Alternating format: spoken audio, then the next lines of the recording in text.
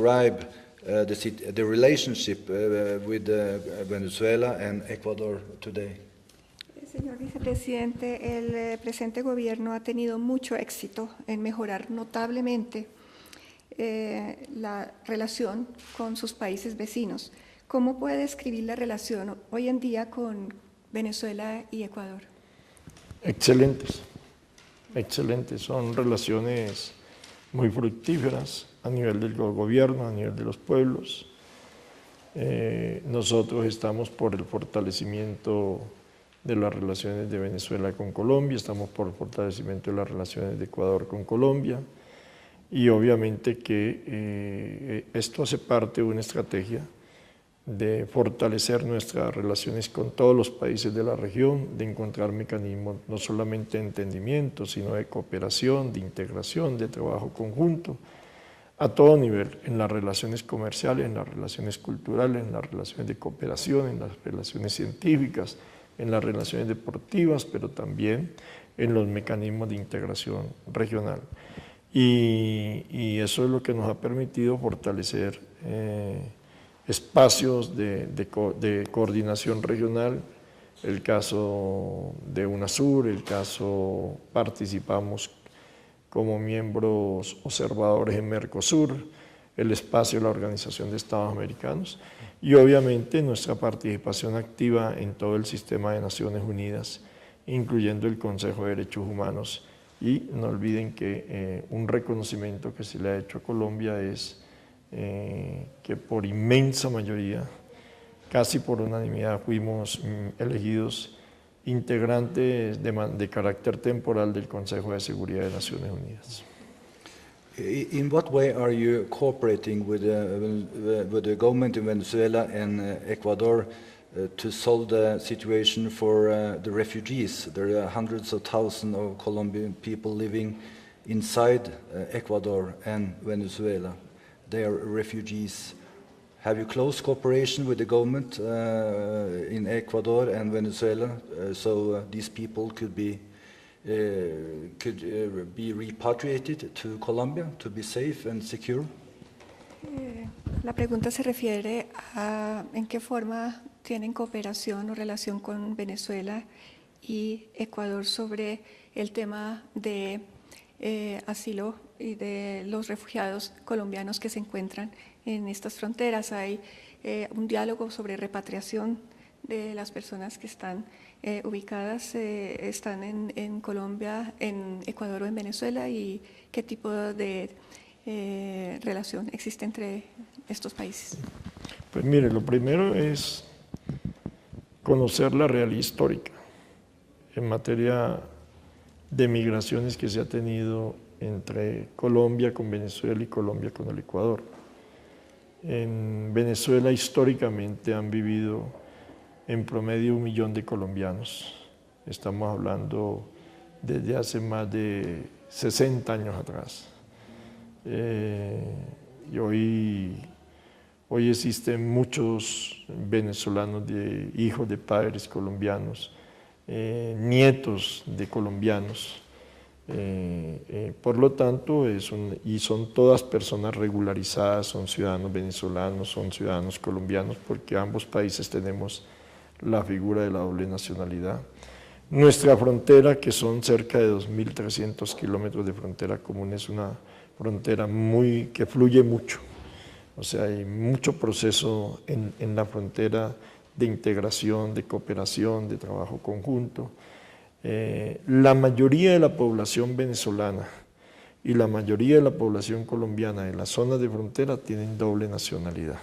O sea, y con el Ecuador, históricamente en el Ecuador han vivido cerca de más de 400.000 colombianos o colombianas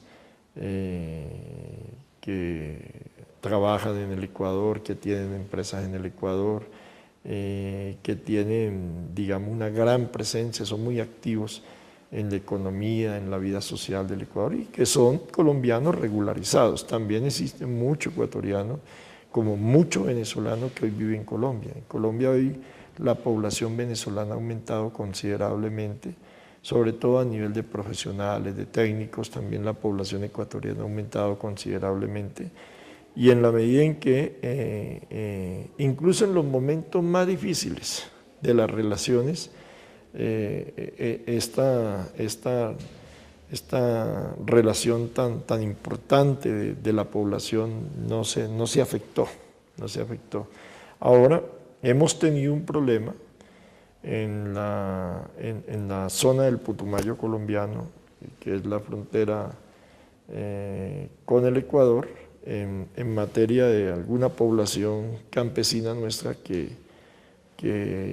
se ha ubicado en condiciones de refugio en el Ecuador, y sobre ese punto estamos trabajando y estamos conversando a nivel de las cancillerías, con la cooperación de la Oficina del Alto Comisionado de Naciones Unidas para los Refugiados y con la Oficina de la Organización Internacional de Migraciones, para ver cómo encontramos mecanismos de trabajo conjunto en favor de la población colombiana en esta zona que se llama la frontera norte del Ecuador con Colombia, la frontera sur de Colombia con el Ecuador, que es la zona del Putumayo, que más concretamente es la zona de Lago Fríos en la parte ecuatorial y es la zona del Putumayo en la parte colombiana. Pero nosotros estamos trabajando otros mecanismos, los mecanismos de lo que puede ser una gran agenda de cooperación en materia social entre Venezuela y Colombia, entre Ecuador y Colombia, que nos permita una política mucho más integral en materia de migraciones, porque obviamente hoy somos conscientes que tenemos una alta población que habita en condiciones de regularización, que no es población ni refugiada ni desplazada, es una población que históricamente ha tenido mucha presencia, pero que esa realidad nos obliga a encontrar mecanismos en un proceso de integración de construir lo que sería una agenda en materia económica y social entre los tres gobiernos. Yo creo que hoy tenemos la voluntad y estamos trabajando en esa perspectiva. Let's move on to the economic sector. You have said, and the President had said, that economic growth is a key priority to this government. And an important tool is to conclude free trade agreements with countries around the world. You have said that this will not come at the expense of Colombia's respect for human labor and environmental rights. But last year, 49 trade union leaders were killed in Colombia, and many more were threatened and harassed. And there still is a very difficult situation for the trade unions here in Colombia. So what will the government do to ensure the labor rights and to change the anti-union attitudes among employers? Como usted bien ha dicho y el presidente Santos, el desarrollo económico ha sido de alta prioridad para este gobierno y celebrar tratados de libre comercio con diferentes países ha sido una estrategia importante al respecto. Señor vicepresidente, usted ha expresado que esto no va a ser a costa de los derechos humanos, del derecho de los trabajadores y el medio ambiente. Pero en el 2010 fueron 49 líderes sindicalistas asesinados y muchos más recibieron amenazas contra su vida. Los tribunales judiciales continúan demostrando poca eficiencia en aclarar estos casos. Señor vicepresidente, ¿cómo va el presente gobierno a mejorar la situación tan grave en muchos grupos sindicales que se encuentran y cómo puede el gobierno contrarrestar los prejuicios tan graves existentes hacia los sindicatos y al derecho a organizarse por parte de los patronos? Bueno, primero, nosotros tenemos una política hoy de Estado que no está supeditada a ningún acuerdo comercial o a ningún tratado de libre comercio. Nosotros hoy tenemos la política de que la promoción y respeto integral de los derechos humanos, incluyendo los derechos laborales, las libertades sindicales y los temas ambientales, es la ruta para consolidar a Colombia como un Estado moderno. Eso no está supeditado a si firmamos o no firmamos tratados de libre comercio o acuerdos comerciales con otros países. En segundo lugar, en esa perspectiva, defendemos